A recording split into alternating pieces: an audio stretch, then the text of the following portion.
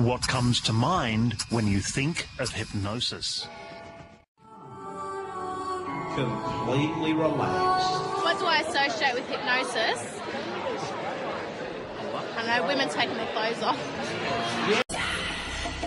There's a revolution in scientific thinking that suggests hypnosis could unlock our brain's potential to change perceptions and dramatically change lives. If you're like me, you probably think there's no way you could ever be hypnotised. Or is there? Only 10% of the population can't be hypnotised at all.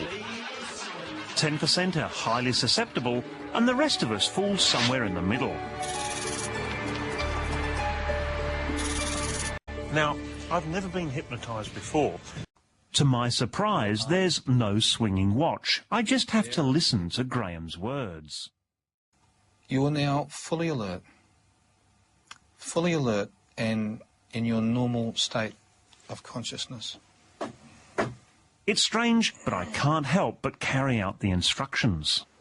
So, am I going to be a good candidate for hypnosis?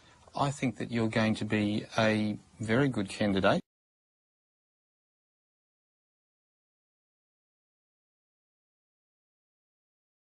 There may be more to it. He decided to see how people's brains dealt with this kind of conflicting information under hypnosis. Normally, when presented with a conflict, the monitoring region is activated.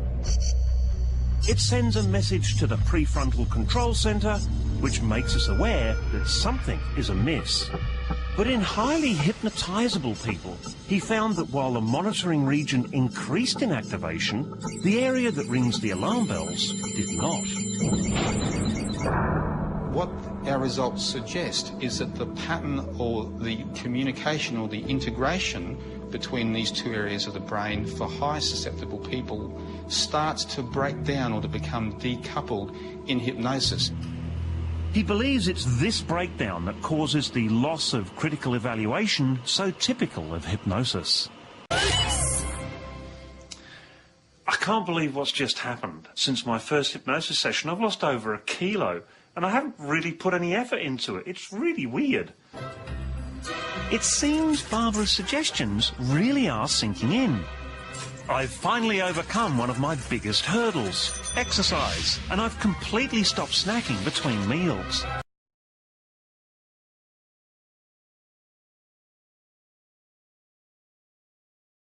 Coming up is the ultimate test. Beverly is going to try surgery with no anaesthetic. Because I got rather sick of writing prescriptions for sedatives, tranquilizers, sleeping pills, which were only temporary measures. And I've always been aware of the fact that what affects the mind affects the body. What affects the mind affects the body. What affects the mind affects the body. He began to teach Bev how to hypnotise herself, to anaesthetise parts of her body.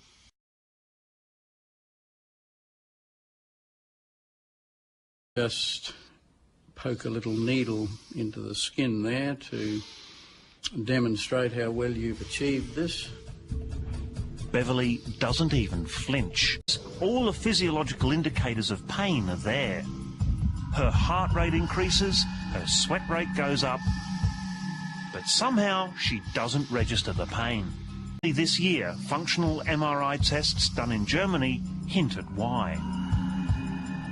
Under hypnotically induced anaesthesia, the brain is showing increased activity in the anterior cingulate and the basal ganglia. But it's showing decreased activity in the pain network, in particular in the primary sensory cortex, which is responsible for pain perception. My concern was that she wouldn't be able to withstand the pain, and that we would have an anxious few moments while she was anaesthetised. Your body's very relaxed. Graham talks Bev down into a hypnotic trance. Here goes where this is the acid test. If she can stand the first cut with a scalpel, then we're probably going to be all right. He made that first cut, waiting, I think, for her to scream and jump off the table. I put myself into hypnosis and relaxed, and then I took myself away from the bed. And I was very aware of what was happening in theatre, but it wasn't worrying me at all, and that I was here and the pain was over, away from me.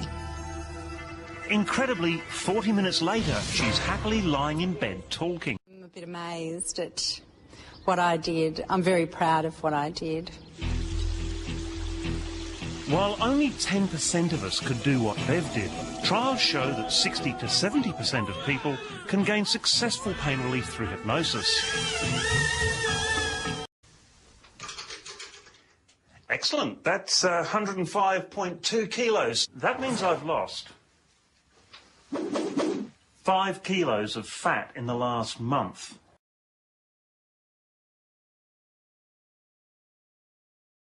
Now, I can't believe how easy it's been. It's like there's some fundamental change in my behaviour. And I can really only put that down to the hypnosis. Not as a miracle cure. It's not a panacea. It doesn't cure everything overnight. Not as a miracle cure. It's not a panacea. It doesn't cure everything overnight. Not as a miracle cure. It's not a panacea. It doesn't cure everything overnight.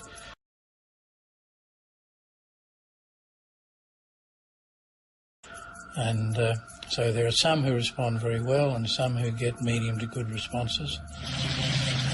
While scientists are only just beginning to uncover how hypnosis works, the evidence is mounting that for some of us it really can work to change behaviours, attitudes and even physiology. We've learned more, I think, in the last 10 years than we've learned in the last 200 years.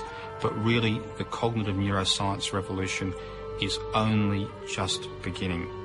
So if you thought you'd made your mind up about hypnosis, perhaps it's time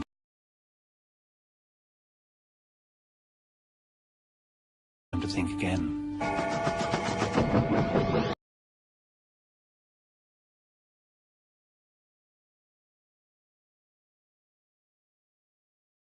Think again.